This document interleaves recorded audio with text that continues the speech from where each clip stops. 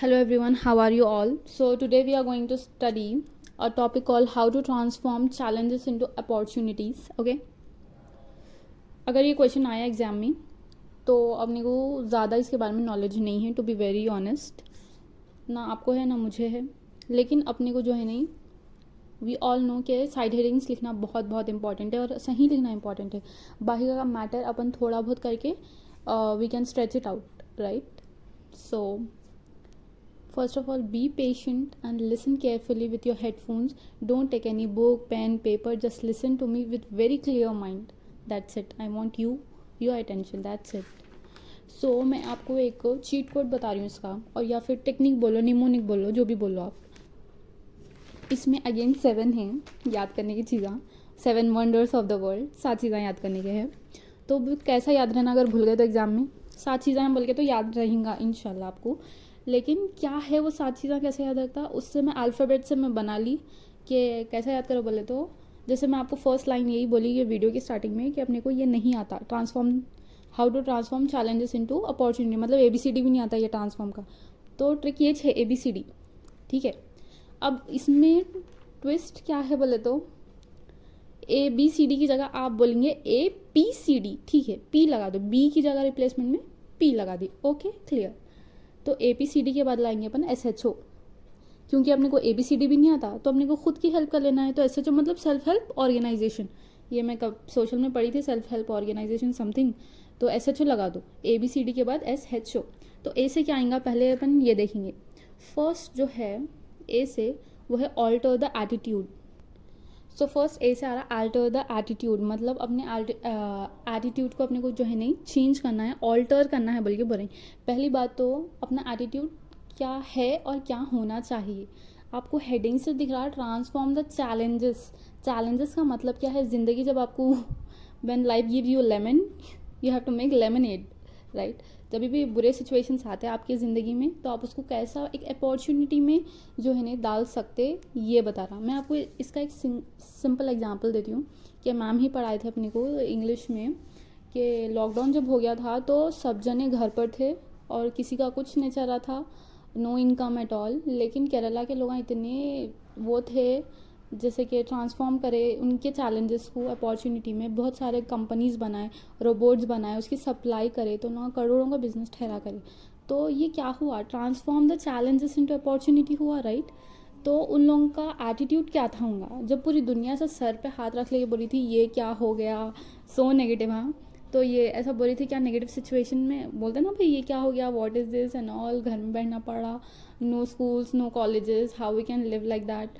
तो ये हो गया एक नेगेटिव एंड कंप्लेनिंग एटीट्यूड. तो ये एटीट्यूड को आप चेंज करेंगे, ऑल्टर करेंगे पॉजिटिव एटीट्यूड में. और आपको जो करना है, आप अपने आप के ऊपर कॉन्फिडेंस रहेंगे, आप आपके एक्शंस के ऊपर कॉन्फिडेंस होंगे, राइट? आपका माइंडसेट ज़बरदस्त है ना, मतलब मेरे को जो करना है वो करना है, ये ट्रांसफॉर्म होता है. इसको बोलते हैं ट्रांसफॉर्मेशन. मतलब नेगेटिव थॉट से लेके आप करें उसको पॉजिटिव, ठीक है? इसको अपन क्या बोलें बोले तो एटीट्यूड.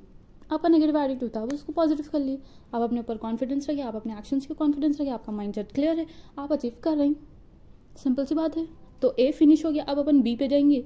B मैं बोली रिप्लेस कर देना है P से. P से क्या आता भाई, perspective.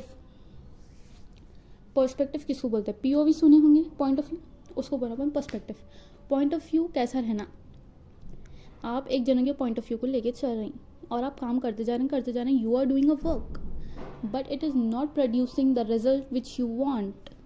So what you will do, आप अपना पर्सपेक्टिव, अपना पॉइंट ऑफ व्यू चेंज करेंगे और वो चेंज माइंडसेट और उसकी स्ट्रैटेजीज भी चेंज करेंगे और आप अपने काम में लगाएंगे तो आपको रिजल्ट बेहतर आता.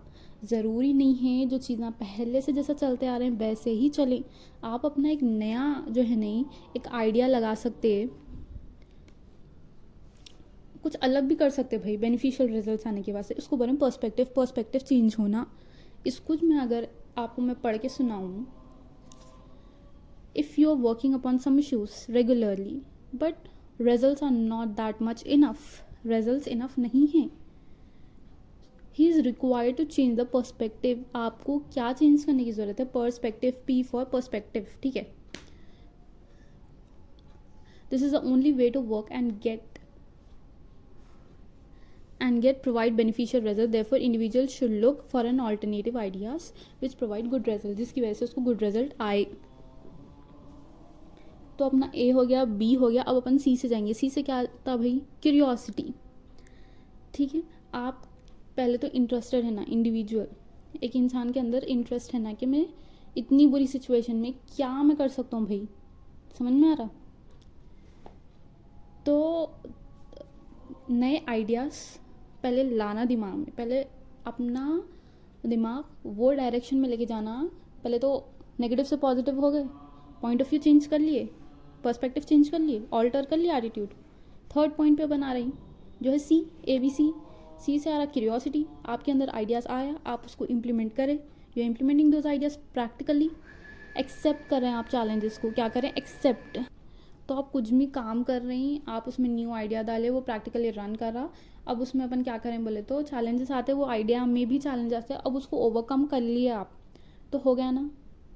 चैलेंजेस से आप क्या करें? अपॉर्चुनिटी में क्रिएट कर लिए, ग्रोथ कर लिए. ठीक है, क्यूरियोसिटी हो गई आपकी. अब डी से क्या है? डिटर्मिनेशन. मेरे हिसाब से according to my point of view बहुत ज़्यादा important, like very important step. एक इंसान के पास इतनी विल पावर है ना कि उन डेडिकेटेड है ना अपनी सक्सेस के लिए.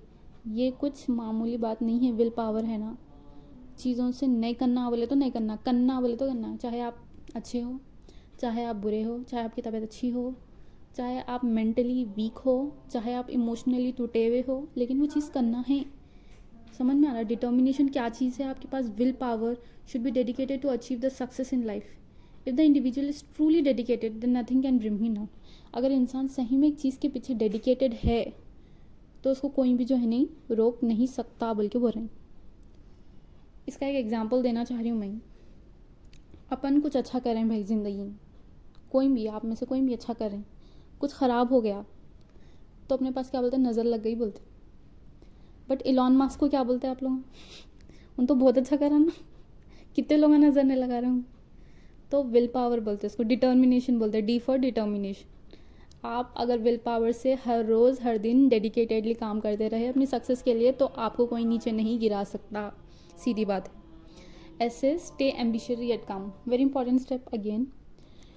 अगर आपके पास एक एम्बिशन है, एम्बिशियस आप है, तो आपको काम होना बहुत ज़रूरी है. This is very important thing. लेकिन इसका मतलब बिल्कुल नहीं है कि आप गूंगे हो जाए. To be very honest, the best people who deal with the challenges is the calmest people I can say. और उन लोगों के पास एबिलिटी है थी चेंज करने की. Leaders are not born. Leaders कभी भी बॉर्न नहीं होते, उन लोग बनते. They are made. Next, stay ambitious and calm. S for SHO पढ़े ना अपन, सेल्फ हेल्प. अपने कुछ करना है ट्रांसफॉर्म करने में, सेल्फ हेल्प ऑर्गेनाइजेशन.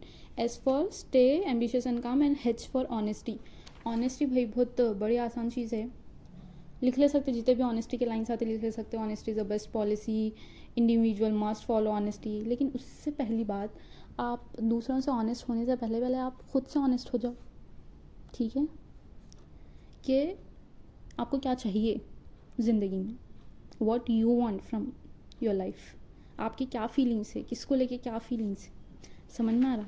ये आप अपने आप को भी फुल पागल नहीं बनाना, दूसरों को भी पागल नहीं बनाना. आपको किस में खुशी है, जिसमें मतलब नहीं समझ में आ रहा. ठीक है, जिसमें खुशी है उसको जो है नहीं आगे बढ़ाते जाना, और जिसमें जो चीज़ है नहीं समझ में आ रही तो उसको ओवरकम करने की कोशिश करना. ये आपकी ऑनेस्टी है आपकी खुद से. और आप इसमें स्ट्रॉन्गर और स्मार्टर बनते जाओ तो खुद ब खुद ट्रांसफॉर्म हो जाता चैलेंजेस इनटू अपॉर्चुनिटीज़. हर उसमें एक लाइन डाल दो, this will help in transforming the challenges into opportunity. एक लाइन तो ऐसे बड़ा हो जाता आंसर. अब लास्ट वाला क्या है? ओपननेस. ओपननेस भी बड़ा अजीब है कॉन्सेप्ट, लेकिन ज़रूरी भी है कि आप रहना भाई, बोलने आना तुम्हारा, जो चीज़ होना है वो बोलना, मुँह खोल के बोलना, फ्रैंक रहना. The individual should be frank and always be in a position to look forward. आपको ये चीज़ होना है वो ले लेके आगे बढ़ जाना. ठीक है, it is the best way to transform the challenges into opportunity, because when an individual open up with other, अब क्या होता बोले तो अगर आप ओपन अप दूसरों से हुए तो दूसरे आपसे होते, तो उन लोगों के फेलियर से आप कुछ सीखते, आपके फेलियर से उनको कुछ सीखता, राइट। तो ये बहुत बड़े बड़े लेसन्स है जो आपको हर कोई नहीं सिखाता, ठीक है। तो ओपननेस होना बहुत ज़रूरी, इसलिए इतने पॉडकास्ट चल रही, लोग ओपन हो रहे हैं, अपने लाइफ के एक्सपीरियंस शेयर कर रहे हैं, जिससे अपन बहुत कुछ सीखते। So that's the openness. तो अपन पढ़ लिए A for alter the attitude, B है वो P perspective point of view, और सी है क्यूरियोसिटी आइडियाज़ क्रिएट करना, डी है डिटर्मिनेशन, और एस एच ओ अपनी हेल्प करना, S H O self help organization, S से आता स्टे एम्बिशियस येट काम, और हेड से आता honesty, O for openness. Is that clear everyone? And one last and the first request, सब लोग ये वीडियो देख के कमेंट करेंगे और लाइक करेंगे, because I am investing lot of time and efforts in these videos. Okay, so thank you so much for listening till here. Thank you.